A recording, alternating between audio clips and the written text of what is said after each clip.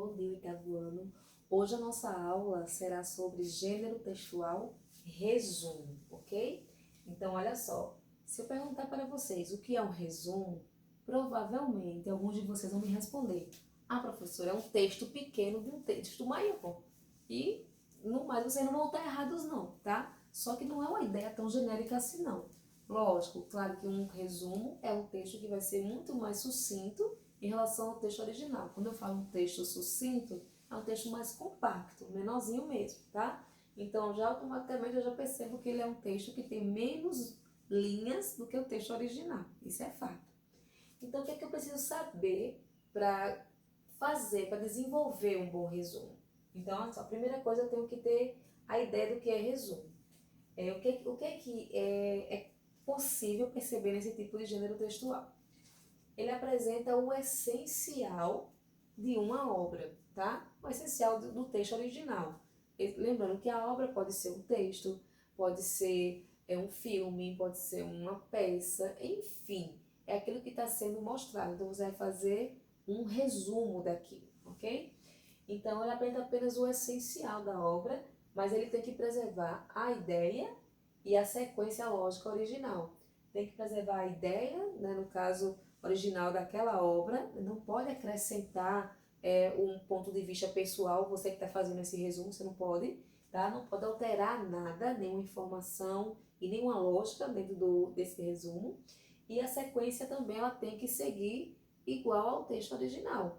Se ele começa, os fatos acontecem na determinada sequência lógica, quando você for fazer o seu resumo, ele deve obedecer essa sequência lógica também.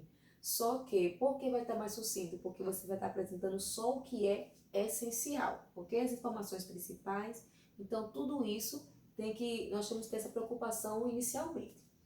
Depois, a dúvida é como é que eu inicio um resumo, professora? Então, existem também alguns critérios para você desenvolver esse início de resumo. Eu já não começo já falando como é a coisa, a história toda, não. Então, tem toda uma preocupação também. Existe uma estrutura técnica para isso. Por exemplo, na prática, como seria?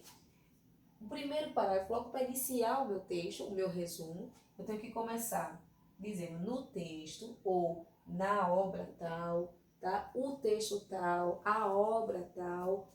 E tem que citar, quando eu falo, minha gente, é o nome da obra. Tem que ter o título, né, gente? Se você fazer o resumo de uma obra, então essa obra tem que ser citada, mencionada no início do seu resumo, tá? Então, no texto, tal, pode colocar entre parênteses o título, tá certo? Do autor. Por que é importante mencionar a autoria? Porque de início você já está demonstrando que esse seu texto, que no caso é o resumo, ele vai se basear em um original, tá? Então, no texto tal, do autor tal, se for um diretor, do diretor tal, do produtor tal, e por aí vai. Então, de quem é a autoria da obra. Aí coloca o nome também dessa pessoa que é responsável pela autoria do texto original. Então, nesse texto, no caso, discute-se se a ideia do texto original é discutir alguma questão mesmo, algum assunto. Aborda-se se a ideia é abordar determinado assunto, ou seja, apresentá-lo, falar sobre ele. Ou defende-se, se no caso o seu texto tiver o intuito de defender uma ideia, como os textos argumentativos. Então depende da ideia do texto original. Aí você vai escolher o verbo mais adequado, tá? Por exemplo, se eu for falar sobre um conto, então no texto ou na história tal, do autor tal, conta-se, né, a vivência de uma menina que era assim, que era assado. Então, lembre-se que eu tenho que basear o meu resumo em um original e tentando, assim, já mostrando qual é o intuito daquele texto original, tá certo? Então, e o que é mais também importante dentro desse resumo? É evitar algumas coisas para que o seu texto seja realmente considerado um bom resumo. Por exemplo, eu devo evitar copiar partes do texto. Muita gente tem uma ideia errada de resumo porque eles pegam recortes, pegam um pedacinho aqui, um pedacinho ali e vai juntando. Eu pego um pedacinho no começo, um pedacinho no meio, um pedacinho no fim, já feito meu resumo. Não, você fez um recorte de partes do texto, isso não pode.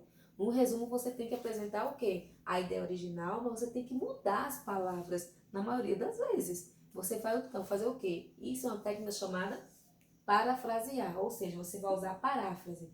Parafrasear é você dizer a mesma coisa, só que com outras palavras, palavras suas, mas você não vai mudar a ideia original, certo? Então, usa paráfrase. Então, evita recortes do texto, partes do texto, cópias. Você vai evitar citações. Se o texto cita alguma coisa, evita citações, vai direto ao ponto, tá? Seja claro, seja objetivo. Aprende só as informações essenciais e principais do texto, para que sejam necessárias para o leitor entender sobre o que é o todo daquele texto original, tá? Outra coisa importante, use muitos termos de referenciação. O que é isso, Sandra?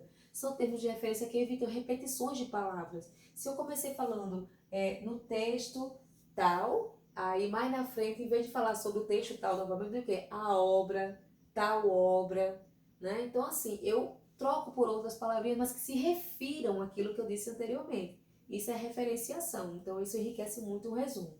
Outra coisa importante é vocês usarem os conectivos certos.